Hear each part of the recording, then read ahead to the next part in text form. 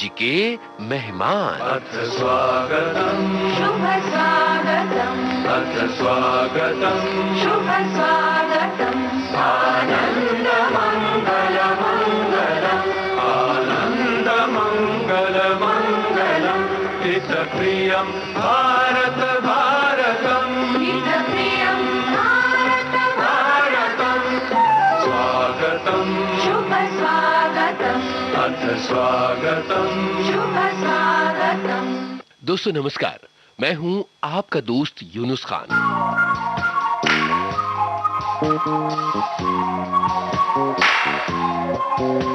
कौन है आज के मेहमान, ये बताने से पहले आइए आपको सुनवाई जाए कुछ गानों की झलक।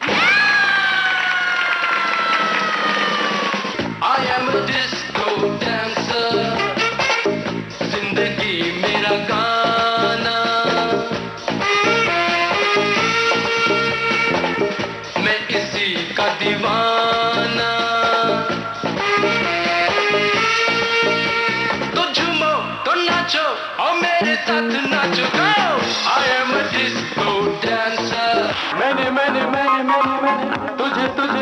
तुझे किया प्यार किया,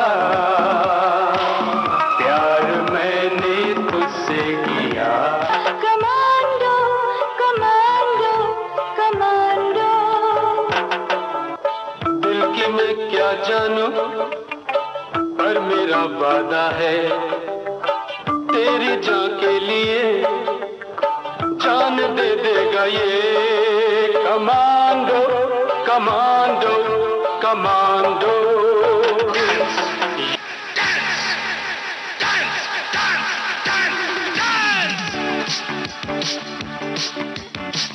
जब तक रात ढलेगी मैं गाऊंगा, क्या आप मेरे साथ गाएंगे?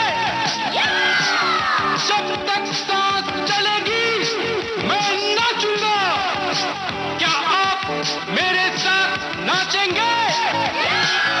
आ गया हलवा वाला, आ गया हलवा वाला, आ गया रंग जमाने, आ गया धूम मचाने, आ गया रे, आ गया हलवा वाला, आ गया। हाँ, अगर आपको लग रहा है कि आज के मेहमान वो हैं जिन पर फिल्माए गए हैं ये गाने, तो आप गलत हैं। आज के मेहमान वो हैं जिन्होंने गाए हैं ये गाने, डिस्को के जमाने के जाने माने गायक विजय बेनेडिक्ट।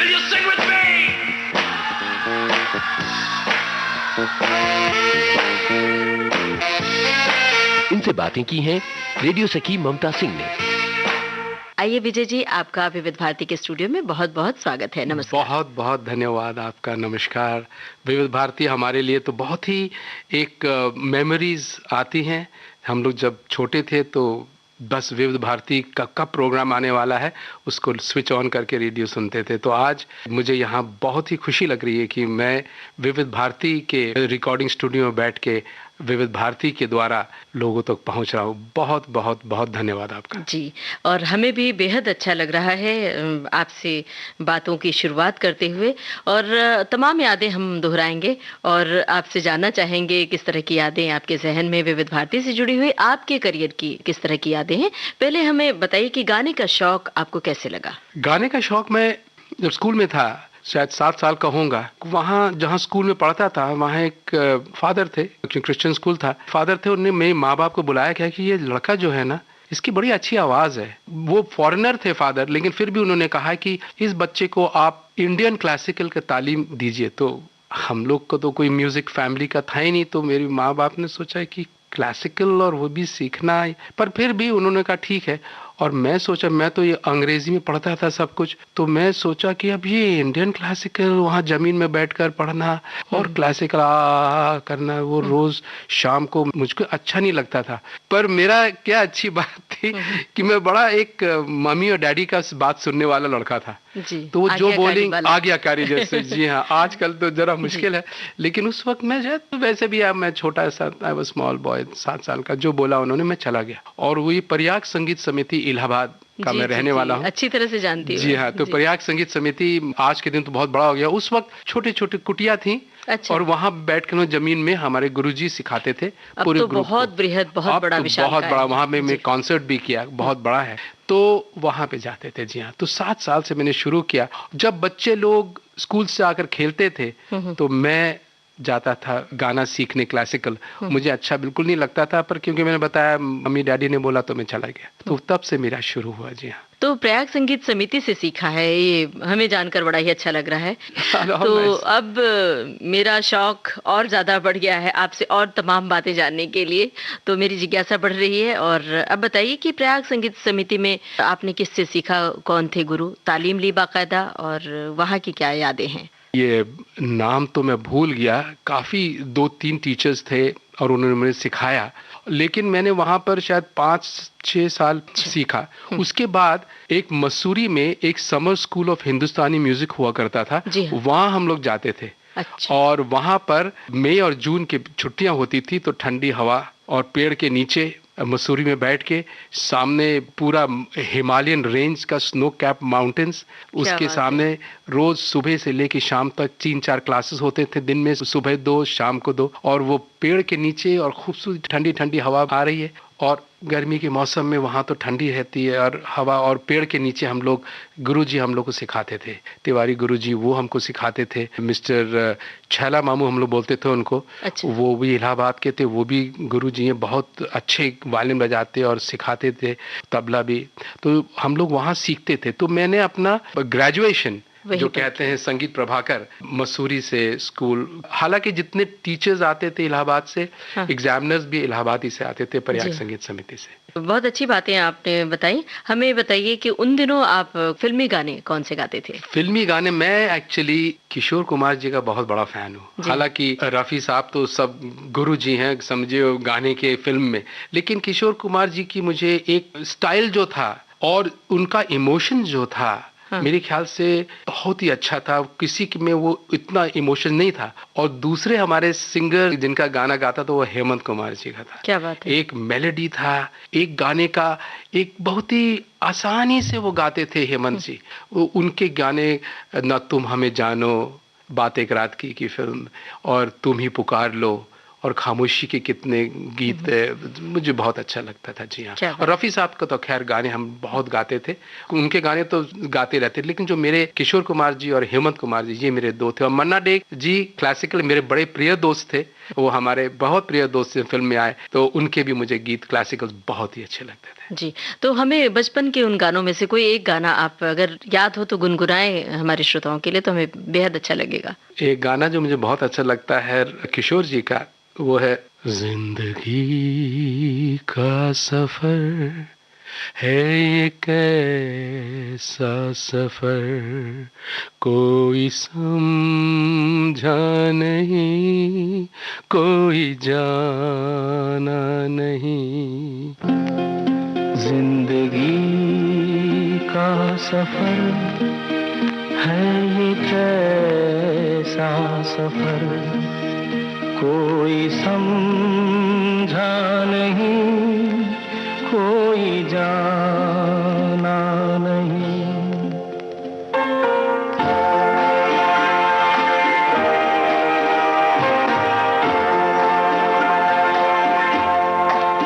जिंदगी का सफर है ये कैसा सफर, कोई समझा नहीं, कोई जाना नहीं। है ये कैसी डगर, चलते हैं सब मगर, कोई समझा नहीं, कोई जाना नहीं।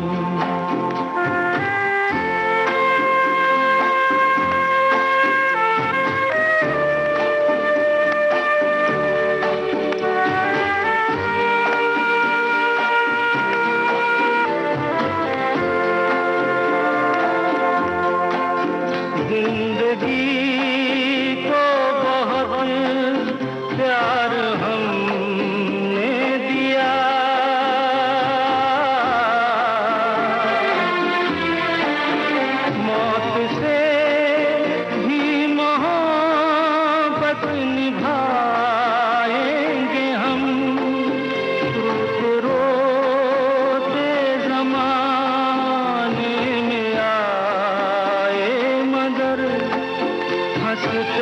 घंटे जमाने से जाएंगे हम,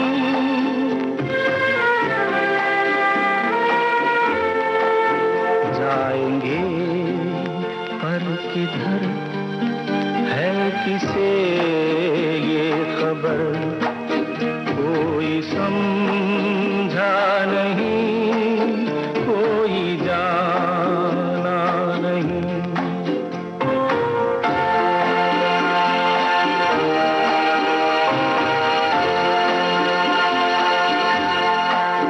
ऐसे जीवन भी हैं जो जिए ही नहीं,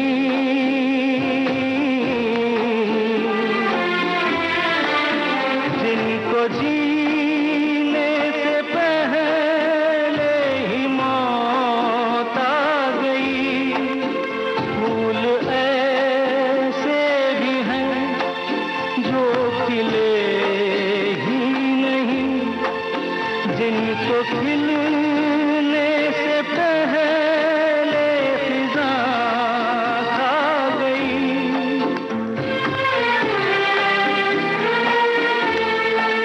है परेशान नजर, थक गए चार अगर, कोई समझा नहीं, कोई जाना नहीं।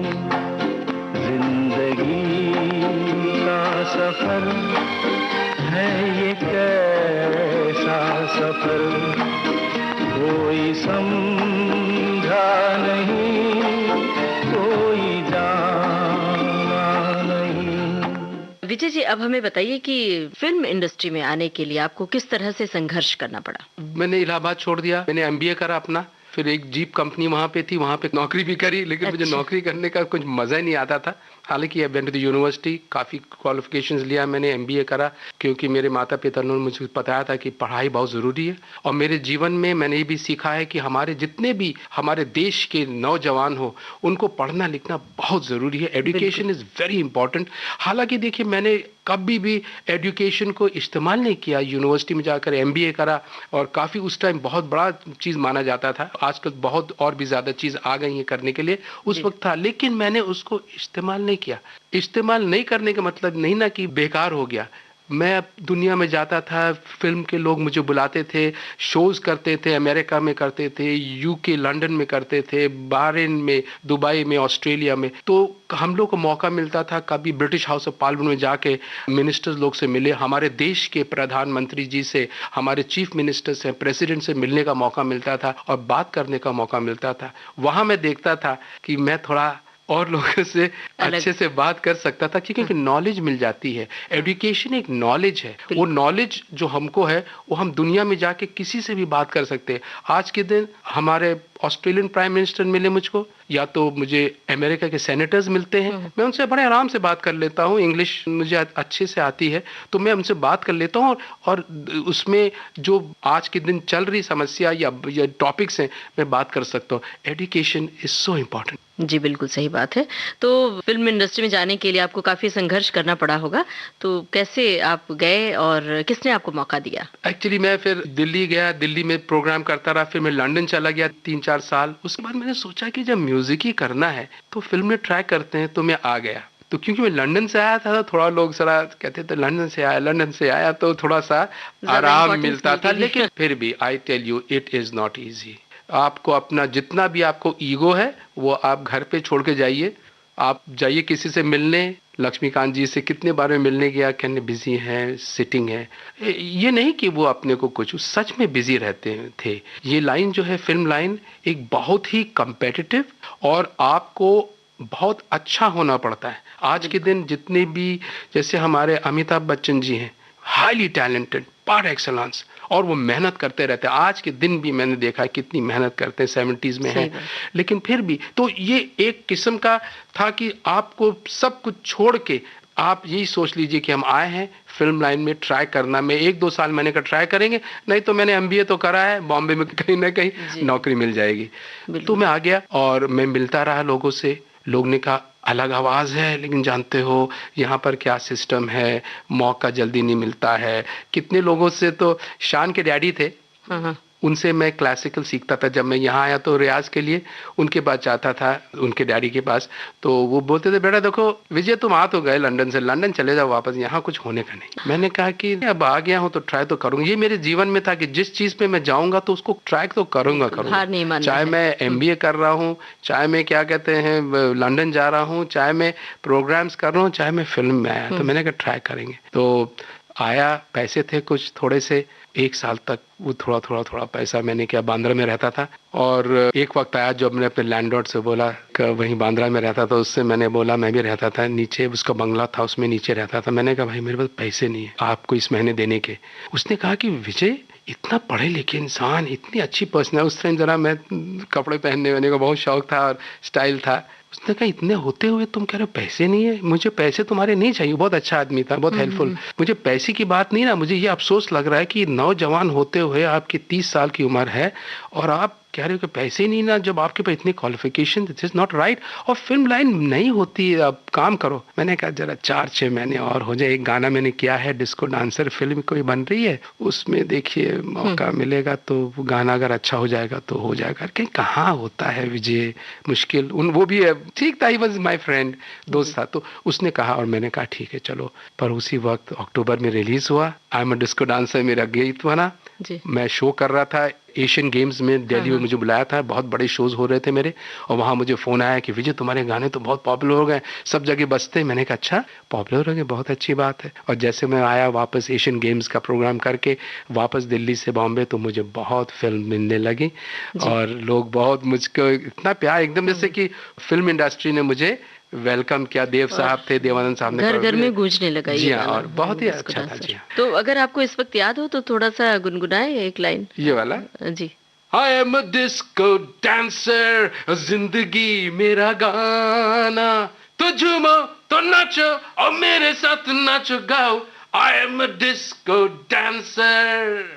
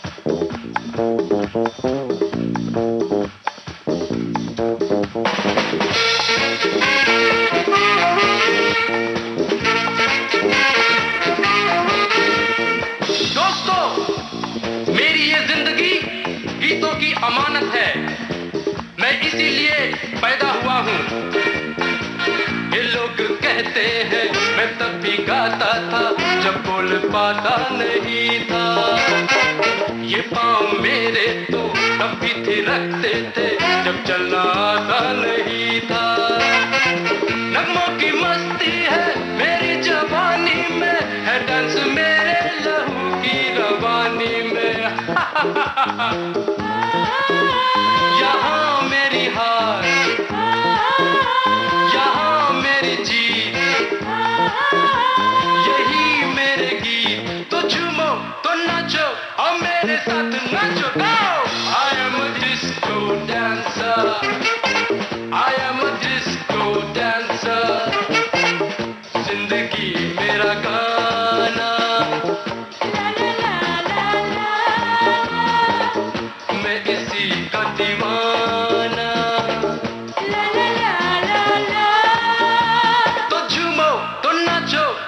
मेरे साथ नाचो I am a disco dancer hey I am a disco dancer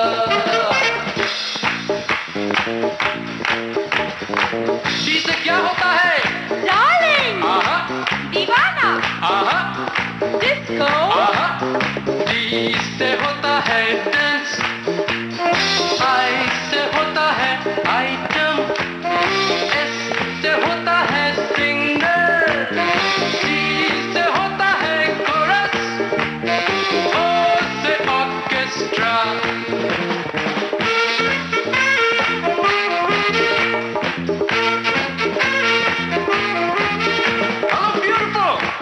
What's your name? निशा। तुम्हें मालूम जवानी क्या होती है? नहीं मालूम।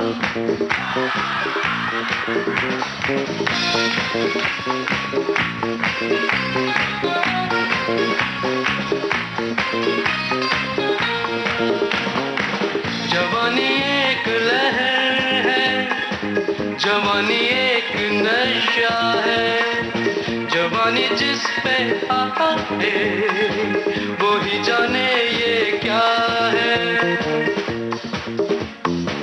2 दिन की हस्ती में सदियों की मस्ती है, बिंदास बागी जवानी।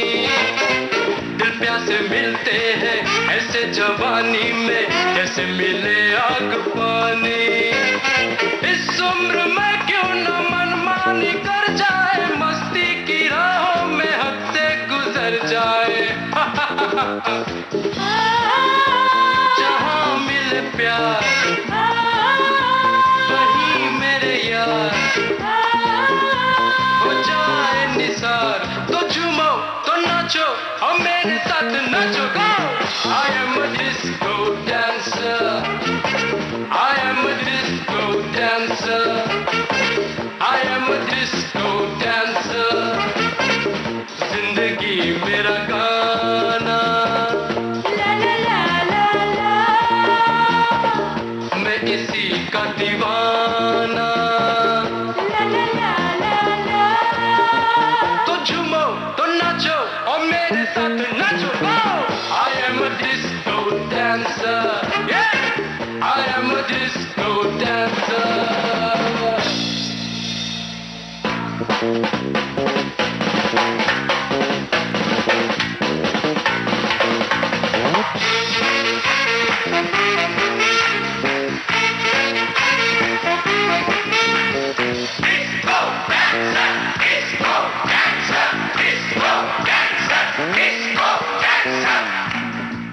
इस गाने के बारे में हम बात करना चाहते हैं, डिस्को डांसर का। ये गाने की भी एक कहानी है। जी। बी सुभाष जी जो प्रोड्यूसर थे, उन्होंने कहा कि विजय देखो, पहली फिल्म है, मैं प्रोड्यूसर, मैंने अपनी वाइफ का जितना है ऑर्नामेंट सब मैंने गिरवी रख दिया है और पिक्चर बना रहा हूँ मिथुन चक्रवर्ती के साथ। मिथुन जी बहुत ही अच्छे आर्टिस्ट हैं, लेकिन उस वक्त उनका इतना नहीं था, ही वाज कमिंग अप। तो कह रहे हैं विजय देखो, ये टाइटल सॉन्ग है I am a disco dancer, Kishore Kumar is the right choice. जी। पर क्या है, तुम्हारी आवाज मुझे कुछ अच्छी लगती है, अलग की है और आई लाइक यू।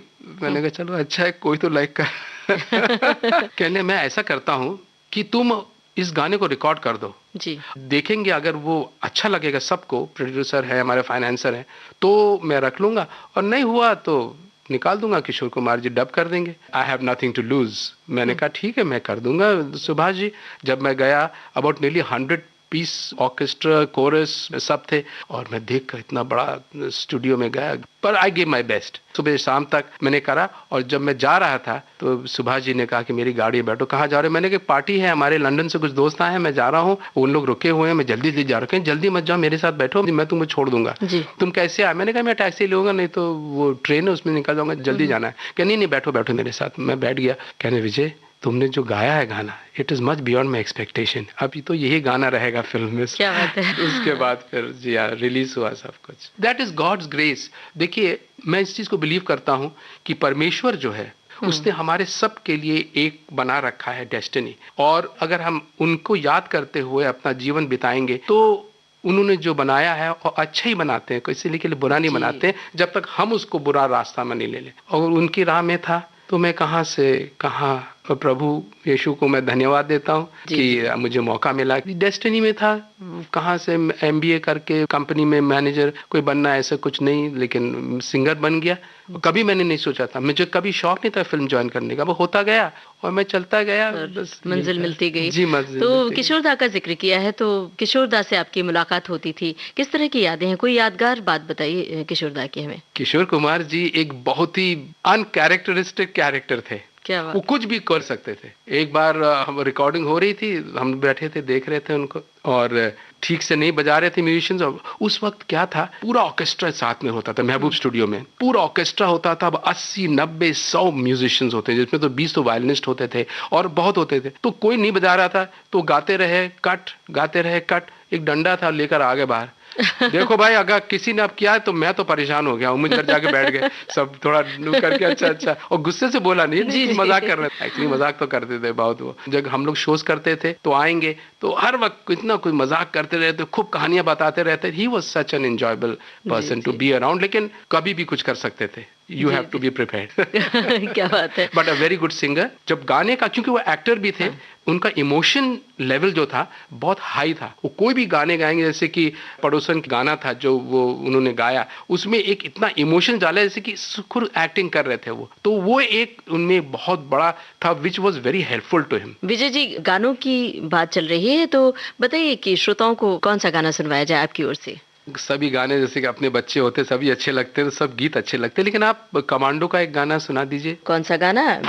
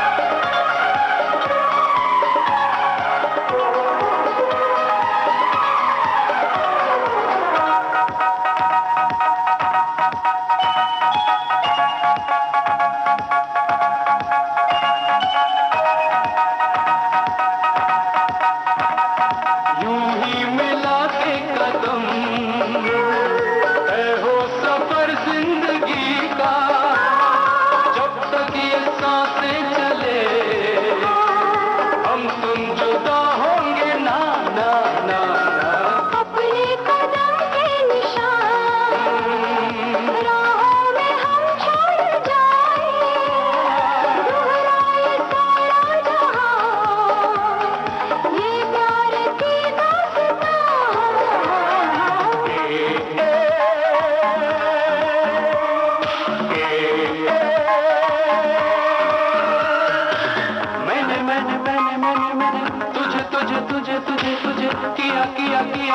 किया, प्यार मैंने तुझसे किया।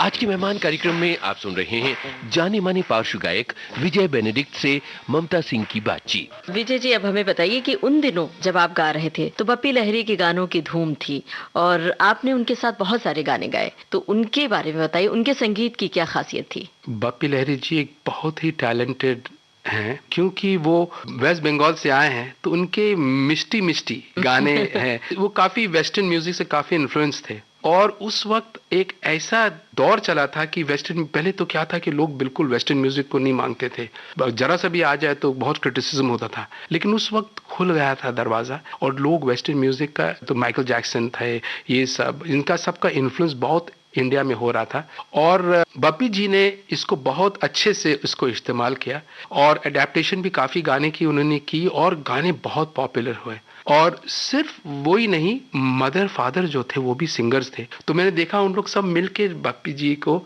बहुत हेल्प करते थे और कुछ फोक गाने जो थे, पग घुंघरू बांध, ये सब गाने जो क्लासिकल फोक में थे, ये गाने इतने पॉपुलर हुए क्योंकि उन्होंने एक मिशन कर दिया मॉडर्न का और पुराने का और लोगों को बहुत अच्छा लगा। और क्योंकि अमिताभ बच्चन जी पे फिल्माया गया था तो उस पे चार चांद लग गए, क्योंकि अमिताभ बच्चन जी तो is very good at all these things. तो इसलिए Bappi Lahiri ji is a very talented artist और he is open to a lot of ideas. और हम लोग को जब गाना देते थे तो जिस तरह से भी आप गाओ, लेकिन अच्छा गाओ, क्योंकि वो पहले से जान जाते थे ये गाना आप गाओगे तो अच्छा रहेगा, उन लोग चूज कर लेते, तो उनको इस चीज का बहुत था, इसीलिए वो 10 साल तक एकदम टॉप में रहे, एकदम वो बहुत ही अच्छे अच्छे गीत बनाए। हालांकि लोग कहते हैं कभी उन्होंने तो वेस्टर्न का काफी हेल्प लिया, वो ठीक है, लोगों को अच्छा लगा, उन्होंने दिया। It's all about, it's an industry and you sell your products, you have to sell. Even the artist, actor popular होना चाहिए, फिल्म को, गाने को, स्टोरी को, एक्टर्स को, that is all that matters. जी,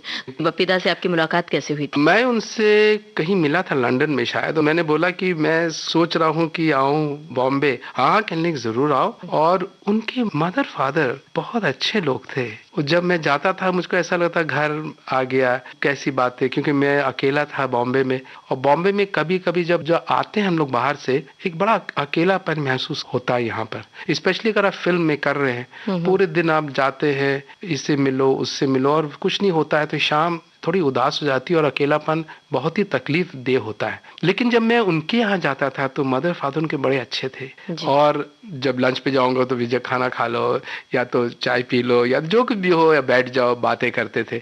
तो एक किस्म का एक घर का माहौल था and I used to feel very much at home. जी हाँ, तो मदर फादर उनके बहुत हेल्प बप्पी दा करते थे और जितने लोग आते थे जैसा घर था उनका। जी हाँ, डिस्को डांसर फिल्म के गाने की जब रिकॉर्डिंग चल रही थी तो वो वाकया आपको याद है, कुछ खास बात से जुड़ी है? हाँ, मुझे एक चीज बहुत अच्छे से याद है, अनजान जी ने लिरिक्स लिखे थे और बप्पी जी ने उनसे बोला कि विजय थोड़ा अंग्रेजी ज्यादा बोलता, मैं अंग्रेजी उस टाइम बहुत बोलता था, हालांकि मैं यूपी का, हिंदी मेरी बड़ी अच्छी है, लेकिन ठीक है हम अंग्रेजी में जो बात करें, बॉम्बे में अंग्रेजी काफी लोग बोलते हैं तो मैं भी बोलता था, हालांकि मेरा हिंदी तो मेरा मदर टंग जैसा है। जी हाँ, तो जो ऐसा बात करते तो उन्होंने सोचा कि तो अंग्रेजी में, और मुझे इंग्लैंड में मिले थे तो इंग्लैंड में तो इंग्लिश में बात होती थी। उन्होंने बोला कि अनजान जी, ये लड़का जो है, जो गाने वाले आ रहा है कल, तो अंग्रेजी में बहुत बोलता है, ये पता नहीं हिंदी कैसी है, तो आप आ जाना प्लीज, 9 बजे हैं, क्योंकि वहां से शुरू होगा। लिरिसिस्ट जो थे बड़े बड़े लोग, ये बहुत ही बड़े माने अनजान जी, ये सब जल्दी नहीं आते थे, आराम से अपना खाना वाना खा के नहा धोकर, सफेद चप्पल, सफेद शर्ट पैंट,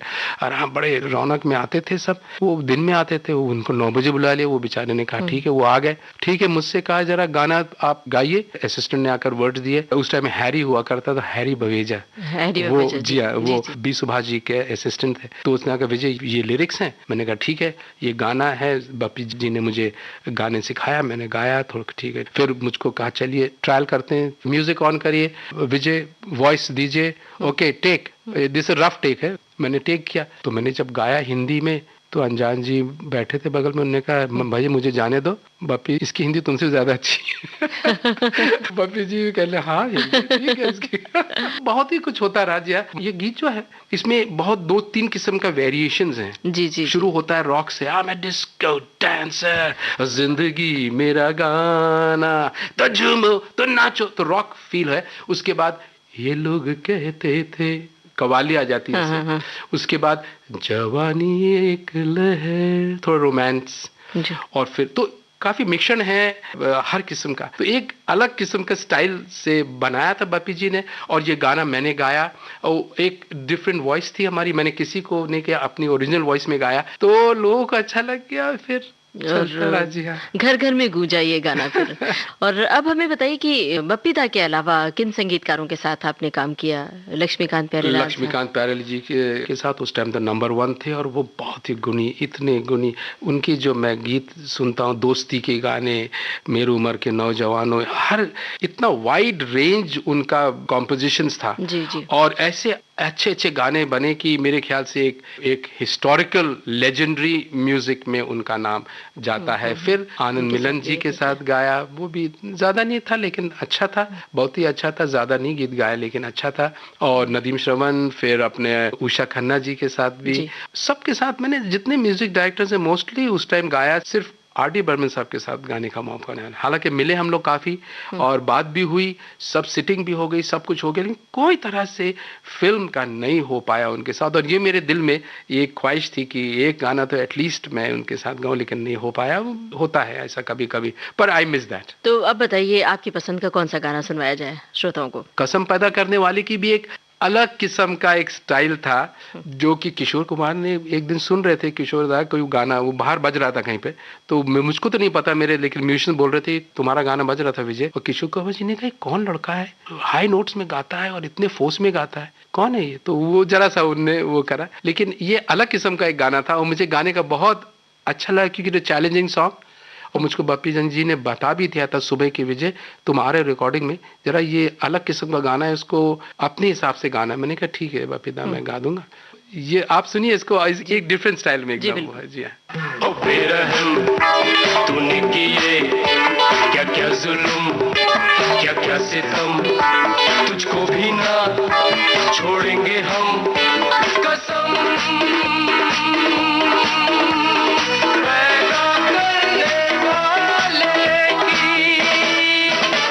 सताया है सताएंगे, जलाया है जलाएंगे, रुलाया है रुलाएंगे कसम। पैदा करने वाले की।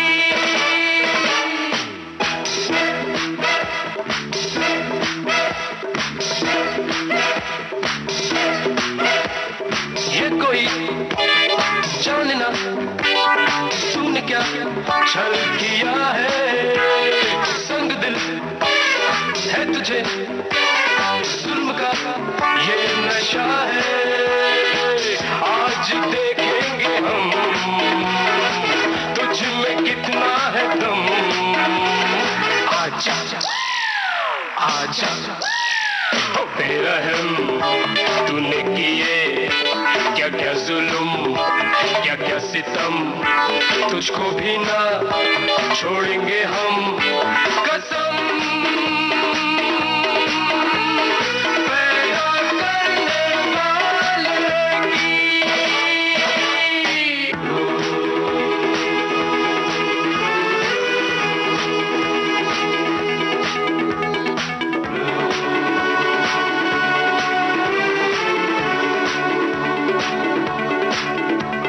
आ गई याद फिर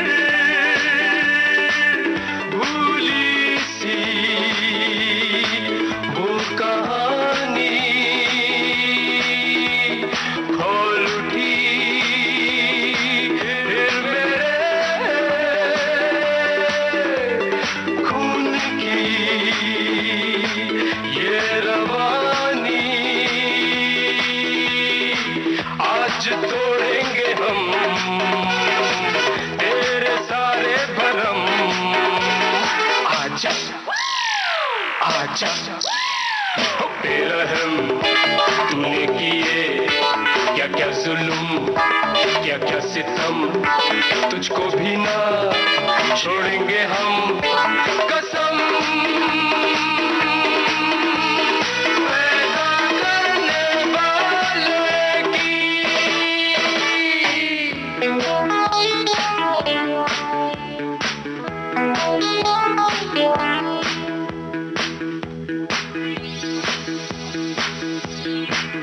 कसमों में सबसे बड़ी कसम है कसम पैदा करने वाले की मैंने ये कसम ली है और जान देकर भी निभाऊंगा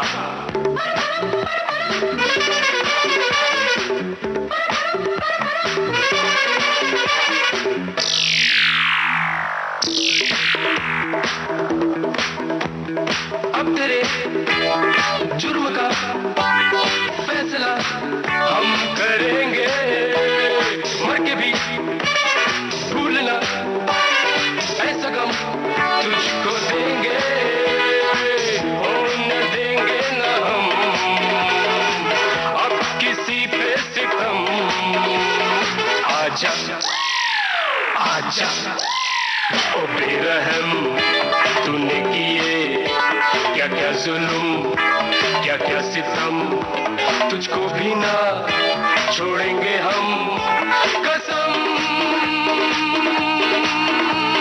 पैदा करने वाले की। विजय जी, इस गाने के बाद हम बात करना चाहते हैं मिथुन चक्रवर्ती साहब के बारे में। मिथुन दा के लिए आपने बहुत सारे गाने गाए हैं, तो उनसे किस तरह की आपकी मुलाकातें होती थी और किस तरह का आपके साथ रैपो था, किस तरह की ट्यूनिंग होती थी आपकी? मिथुन दा इज वेरी टैलेंटेड और बहुत ही अच्छे इंसान भी है। उनका जो अप्रोच है लोगों के साथ बड़ा कैजुअल है, सीरियस है वो जो अभी अपना काम करते हैं। एक वक्त था जो नंबर 2 पे थे एकदम, क्योंकि वो टैलेंटेड हैं। मैं पहली बार उनसे मिला तो बपी दा के यहाँ मच्छी और चावल खा रहे थे, तो मैं जब गया तो बहुत बिजी थे खाने में। हाँ विजय आओ, तुम ही मेरा गाना गा रहे हो। वो खाते रहे अपना। मैंने कहा ठीक है, ये मच्छी और चावल खा रहे, ज्यादा बात हमसे नहीं करेंगे अभी। विजय देखो, ये गाना बड़ा इंपॉर्टेंट है हमारे लिए, तो मैंने सुना तुम गा रहे हो, तो ऐसा गाना की जो नस जो ये है ना, मैं समझ गया कि पूरे जोर से। मैंने कहा आप फिक्र मत करिए मिथुन दा, मैं पूरी अपना 100% दे दूंगा, क्योंकि मेरे लिए तो पहला गीत है, तो I am going to give my best. उन्होंने कहा बस फर्स्ट क्लास विजय, और कुछ नहीं। और वेरी कैजुअल, वेरी फ्रेंडली दोस्ती थी हमारी। बहुत प्रोग्राम जी हम उन्होंने साथ किए, अमेरिका गए, इंग्लैंड गए, बहुत बार हम लोग गए, और दुबई गए, फिर और भी जगह साथ में हम लोग गए। बहुत ही फिक्र उनको अपने लोगों के लिए। इंसान अपने लिए तो सब फिक्र कर लेते हैं, लेकिन दूसरों की फिक्र करना, जैसा परमेश्वर का एक गुण हम में आ जाता है जब हम दूसरों की फिक्र करें। सफलता का एक कारण यही है, जब आप दूसरों की फिक्र करके अपने को हटाकर उनकी फिक्र करना शुरू करें, ये आपके लिए जीवन की सफलता इसमें है। और परमेश्वर ने हमको इसीलिए यहाँ भेजा है। मिथुन दा में ये एक बहुत ही अच्छी चीज है। जी, जी। तमाम कलाकारों के लिए आपने गाया और जैकी श्रॉफ के लिए भी गाया जी। और किन कलाकारों के साथ आपने काम किया? अनिल कपूर के लिए जी। अनिल कपूर सीरियस हैं थोड़े, he is very focused on his work, तो you don't get much to talk to him. Style भी एकदम अलग है उनकी। तो अगर कोई बिजी है, फोकस्ड है, तो I don't interfere much with him, so I don't have much memories with Anil Kapoor as such. कुछ गाना गाया, वो ठीक है, अच्छे से बात किया, ऐसी बात नहीं। शोज के वक्त होता है जो हम लोग एक दूसरे में, मिथुन दा है, बप्पी लहरी जी है, कल्पना अय्यर है, और मंदाकिनी है, और हमारी जयप्रदा जी है, सलमा आगा, ये उस वक्त हम लोग सब साथ में जाते, तो वो एक माहौल बनता था। पर ना तो जैकी श्रॉफ जी के साथ कोई प्रोग्राम किया ज्यादा। उस दौर में बड़ी बारीकी का ख्याल रखा जाता था कि जिस एक्टर के लिए आप गाना गा रहे हैं, स्टाइल थोड़ी सी अलग होती थी। तो ऐसी कोई खास याद है कि अनिल कपूर साहब के लिए आपने गाना गाया और मिथुन दा के लिए अलग गाया? मिथुन दा के लिए जब गाता था, एक किस्म का मुझे पता था उनकी आवाज का एक हमसे काफी थोड़ा मिलता, तो मैं जरा उसका ध्यान रखता था। और किसी के लिए मैंने कभी ऐसे ध्यान रखा नहीं, क्योंकि फिर अगर वो करने लगेंगे, फिर वो आपकी जो ओरिजिनलिटी है वो जाती रहेगी। एंड एज अ सिंगर हमको अपना बेस्ट देना पड़ेगा जब हम खुद ओरिजिनल में गाएंगे। तो अब बताइए कौन सा गाना आपकी ओर से नजर करे श्रोताओं को? हलवा वाला आ गया, एक बहुत ही पुराना गाना था जो मैं बचपन से गाता था, सुभाष जी ने एक प्रोग्राम में सुना, विजय ये गाना हमको दे दो। हमारे एक दोस्त ने बनाया था गाना इलाहाबाद में, और हलवा वाला गाते थे, वो इंग्लिश में था। सुभाष जी इज वेरी, वही एक प्रोड्यूसर थे जिसने कहा कि विजय हर फिल्म में विजय गाना गाएगा। तो इससे बहुत बैकिंग मुझको मिली और लोगों को अच्छा लगता था गीत। मुझे पता है कभी कभी टॉप 10 में मेरे 3 गाने 6 महीने चलते थे। विजय जी, ये सारे गाने घर घर में गूंजे हैं और लोगों ने खूब थिरके हैं इन गानों पर, धूम मची थी इन गानों की। एक मुझे गीत याद है, उसमें डांस में था, Everybody dance with papa pa, everybody dance with mama, everybody dance with papa pa, everybody dance with mama, गा के धूम मचा के सारी रात जगा के। ये सब गीत जो थे बड़े खुशी के गीत थे, लोग को अच्छा लगता था। अच्छा विजय जी, बहुत सारे डुएट्स आपने गाए, जैसे आशा जी के साथ आपने गाया, कविता कृष्णमूर्ति के साथ, पार्वती खान, अलीशा चिनॉय के साथ गाया। तो कौन सी आपकी फेवरेट सिंगर रही हैं और उनसे जुड़ी हुई कोई खास यादें हमें बताइए। मेरी फेवरेट सिंगर तो आशा जी हैं, बहुत ही अच्छी सिंगर। उनको तो कोई भी गाना गवा दीजिए, कुछ बोल देती थी, कैसे गा रहे हो, क्यों नहीं दम लग रहा है, अरे आशा जी आपके सामने खड़े होकर वैसे ही दम कम हो जाता है। तो कहने मतलब मजाक हम लोग करते थे। I enjoyed singing with Alisha. उसकी भी नई आवाज थी, हमारी भी नई आवाज थी, तो हम लोग अपने हिसाब से गाते थे। तो मैंने काफी गाने गाए, डांस के सभी गाने गाए, कमांडो के सभी गाने, इनफैक्ट सुभाष जी के जितने भी गाने थे, most of the duets Alisha के साथ थे। जी हाँ। तो अलीशा जी के लिए कोई गाना सुनते? जी हाँ, डांस का जो टाइटल सॉन्ग है, dance dance dance dance dance is life, life is dance, वो भी आप करिए। It's a different rock singing, I enjoyed singing that song.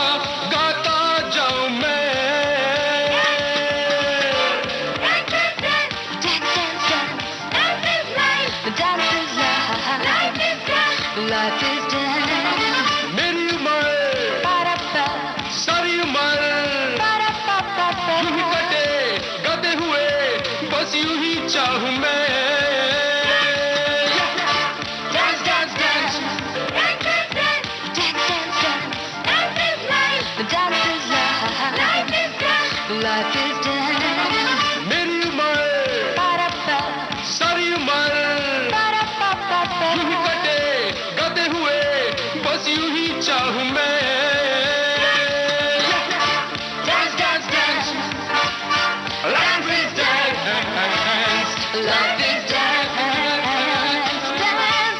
Life is dance, life is dance. Vijay ji, एक बहुत ही निजी सवाल है, अचानक आपने फिल्म इंडस्ट्री क्यों छोड़ दी? ये एक लंबी कहानी है। मेरा भाई नौकरी करता था जर्मनी में और एक रात उसका मर्डर हो गया। वो 5 स्टार होटल में काम करता था। तो मैं जब गया तो मैं बहुत परेशान हो गया कि मेरा छोटा भाई था, कैसे इसको क्या हो गया। फिर मेरा दिल एकदम धक्का लगा और मैं सोचता रहा कि ये जीवन का मतलब क्या है। कोई भी कभी भी चला जा सकता है, कुछ भी हो सकता है। मैं सोचता रहा, मैं रोया क्योंकि मेरा छोटा भाई था। पर उससे ज़्यादा मैं रोया कि प्रभु, अगर आप हो, एक नौजवान शादी होने वाली थी उसकी और जवान था एकदम, क्यों आप उसको उठा लिया? ये क्या जीवन का मतलब है? ये सोच के मैं वापस आया और मैं सोचने लगा कि ज़िंदगी का मतलब क्या है। अगर हमको ऐसे ही चले जाना है तो ये सब इतना भागा दौड़ी ऊपर और सब कुछ छोड़ के, मैं जब गया देखा मेरे भाई के पास सब कुछ था, सब कुछ छूट गया, वो चला गया।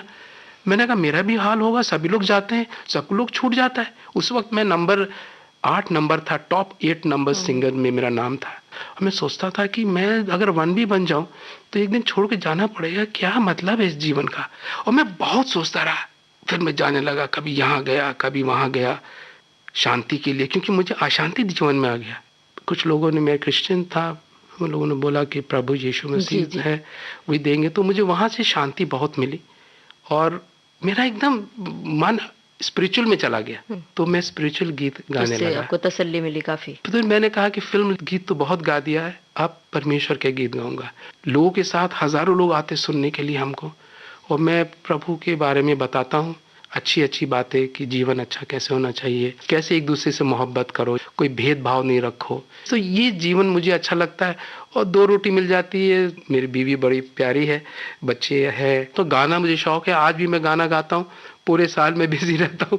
तो इसलिए मैंने ये फिल्म लाइन छोड़ दी और मुझे अभी भी फोन आते रहते हैं शोज करने को। काफी संजीदा हो गया है माहौल। अब हम चाहते हैं कि आपके जो चाहने वाले हैं उनके लिए कुछ खास बात कहिए। मैं ये बताना चाहता हूँ कि देखिए, संगीत एक बहुत ही खूबसूरत चीज है। जितना हम आगे बढ़ते जा रहे हैं उतना कॉम्प्लिकेटेड लाइफ होता जा रहा है। और जो संगीत है ना, एक किस्म का आपको एकदम माहौल बदल देता है, एक खुशी आ जाती है और एक दूसरे से हम प्यार की बातें भी कर सकते हैं संगीत के द्वारा। जो सुर कान में आते हैं उससे हमारा जीवन में क्या अच्छे से गाया, क्या अच्छा गीत। तो क्या आज भी आप रियाज करते हैं, गानों के गाने गाते हैं बैठकर बाकायदा? रियाज करने जो पहले जो मैं करता था रियाज, वो अब मौका नहीं मिलता है, लेकिन इतने गाने गाता हूँ कि वो रियाज ही में हो जाता है। आज के दिन भी मैं और अच्छा गाना चाहता हूँ, ये हमारा ख्वाहिश है। अच्छा गाऊं नहीं गाऊं वो तो लोग बताएंगे, लेकिन on my part I like to do my work very sincerely. Vijay ji, चलते चलते हम जो नहीं जान पाए आपके बचपन के बारे में, आपने ये तो बताया कि प्रयाग संगीत समिति से आपने तालीम ली, और कैसा था आपका बचपन, पढ़ाई के दिनों का? मतलब बड़े शरारती किस्म के थे कि बड़े संजीदा थे? मैं एक्चुअली अपने छोटे लड़के से बोल रहा था कि बेटा, मैं जिंदगी में लोनर ही रहा, I was on my own. क्योंकि क्या था कि मैं जब बताया ना, जब मैं बच्चों का खेलने का टाइम होता था तो मुझे मेरी मम्मी डैडी ने बोल दिया जाओ क्लासिकल सुनो। तो मैं एक्चुअली आज्ञाकारी था। दोस्त थे, साथ में जाते थे हम लोग, 4-5 लोग स्कूल साथ में जाते थे। उसमें पैदल जाते थे, उसमें बस वस था नहीं, साइकिल या पैदल जाते थे। कॉलेज भी साइकिल से जाते थे, 4-5 लोग मिलके। स्कूल में ठीक था, मैं मीडियोकर स्टूडेंट था, कोई बहुत इंटेलिजेंट नहीं था। मैं सिर्फ जब मैंने बिजनेस मैनेजमेंट किया तब मैं मेरिट लिस्ट में आता था मेरा। लेकिन as a singer I was always top. School में कहेंगे कोई गाना है तो विजय को कहो जी। यूनिवर्सिटी में जब बड़ा हुआ, हर प्रोग्राम में मुझे बुलाते थे, उसमें मेरा एक शान हो गया था। बड़ी ही मासूम और बेहतरीन यादें हैं। बड़ा अच्छा लग रहा है आपसे बातें करते हुए, और लग रहा है कि बातें यूं ही करते रहें। और बड़ी सहज सी बातचीत हमें भी बहुत रोचक लग रही है। उम्मीद है हमारे श्रोताओं को भी बेहद रोचक, दिलचस्प लग रही होगी। लेकिन वक्त, जो घड़ी की सुइयां हैं, हमें अब आगे इजाजत नहीं दे रही हैं, तो विराम देना होगा बातों को। बहुत बहुत शुक्रिया विजय जी, आप विविध भारती के स्टूडियो में आए। बहुत शुक्रिया, नमस्कार। बहुत बहुत धन्यवाद। विविध भारती के जो सुनने वाले हो, मैं आपको बहुत बहुत धन्यवाद देना चाहता हूँ। एक बहुत खूबसूरत इमोशनल जर्नी थी आज आके विविध भारती स्टूडियो में आकर, जो हम 1957 से हम सुनते आ रहे हैं विविध भारती के लिए, जो सुनते थे जब उस पर रेडियो ही था और सुनते थे विविध भारती का प्रोग्राम कब आने वाला, जयमाला है और ये आता था जी, तो उसके लिए रुके रहते थे। और आज मैं आपके स्टूडियो में बैठा हूँ, ये मेरे लिए बहुत ही इमोशनल जर्नी थी। धन्यवाद आपका ममता। आज के मेहमान इस कार्यक्रम में आज आपने सुनी जाने माने पार्श्व गायक विजय बेनेडिक्ट से ममता सिंह की बातचीत। Recording engineer Swati Bhandarkar. विविध भारती की ओर से इस कार्यक्रम को प्रस्तुत किया कल्पना शेट्टी ने।